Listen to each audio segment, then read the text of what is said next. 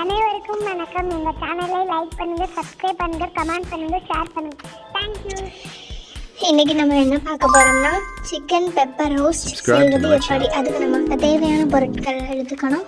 1 kilo chicken, மிளகு 3 spoon, சீரகம் 3 spoon, சோம்பு 1/2 ஸ்பூன், காய்ந்த மிளகாய் 8, சின்ன வெங்காயம் 10, தக்காளி 1, கடலை எண்ணெய் 3 ஸ்பூன், கறி மசால் பட்டை தேவையான அளவு.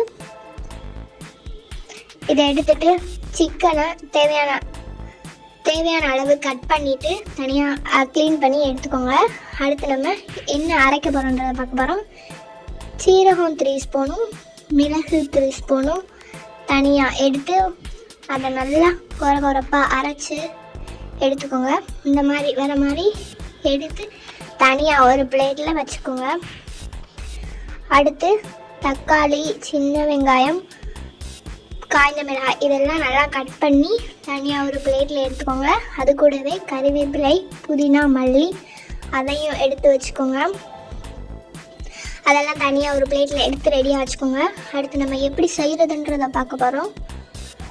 கடலை எண்ணெய் 3 ஸ்பூன் ஊற்றிக்கோங்க. அடுத்து சீரகம் கொஞ்சம் போட்டுக்கோங்க. அது கூடவே சோம்பு கொஞ்சம் சேர்த்துக்கோங்க. அடுத்து கறி மசால் பட்டை கொஞ்சோன்னு தேவையான கொஞ்சமாக போட்டு அதில் கிளறணும். அது கூடவே நம்ம சின்ன வெங்காயம் கட் பண்ணி வச்சிருந்த சின்ன வெங்காயத்தையும் ஆட் பண்ணணும்.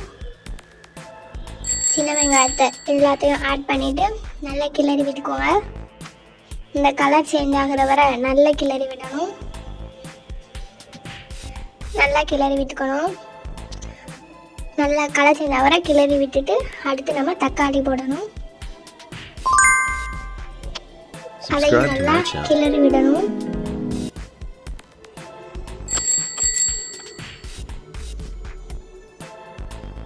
அது கூடவே கொஞ்சம் உப்பு ஆட் பண்ணி கிளறி விடுங்க. சீக்கிரமாக வெந்துடும். அதுக்கான தான் நம்ம உப்பு ஆட் பண்ணுறது. நல்லா கிளறி விட்டுக்கோங்க. அந்த தக்காளியோட கலர் நல்லா சேஞ்ச் ஆகிற வரை நல்லா கிளறி விடணும். அடுத்து நம்ம க்ளீன் பண்ணி கட் பண்ணி வச்சுருந்த சிக்கனை அது கூட சேர்த்துக்கணும். இந்த மாதிரி சேர்த்துக்கோங்க. அது கூட கொஞ்சம் தேவையான அளவு உப்பை சேர்த்துக்கோங்க. உப்பை சேர்த்து நல்லா கிளறி விடணும். நல்லா கிளறி விட்டுக்கோங்க. எல்லாம் மிக்ஸ் ஆகுற மாதிரி நல்லா கிளறி விடணும்.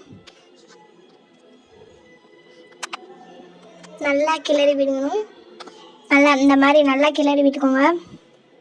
அடுத்து கொஞ்சம் நேரம் நல்லா வேக வைக்கணும். சிக்கனை வேக வச்சுக்கணும். தேவையான அளவு வரை வேக வச்சுட்டு அது கூட நம்ம அரைச்சி வச்சுருந்த சீரகம், மிளகு இந்த பொடியை இது கூட ஆட் பண்ணி நல்லா கிளறி விட்டு அதையும் கொஞ்ச நேரம் வேக விட்டு எடுத்துக்கணும். அதை நல்லா வேக விட்டு எடுத்துக்கோங்க. இந்த மாதிரி ஃபைனலாக இந்த மாதிரி கிடைக்கும். இதோட டேஸ்ட்டே ரொம்ப வேறு லெவலில் இருக்கும். குழந்தைங்களுக்குலாம் ரொம்பவே பிடிக்கும். இந்த மாதிரி செஞ்சு புதுசாக ட்ரை பண்ணி பாருங்கள். டேஸ்ட் ரொம்ப வேறு லெவலில் இருக்கும். அடுத்து மல்லி இலையை இந்த மாதிரி நல்லா மேலே தூவி விட்டு எடுத்துக்கோங்க. பார்க்கும்போதே ரொம்பவே டேஸ்ட்டாக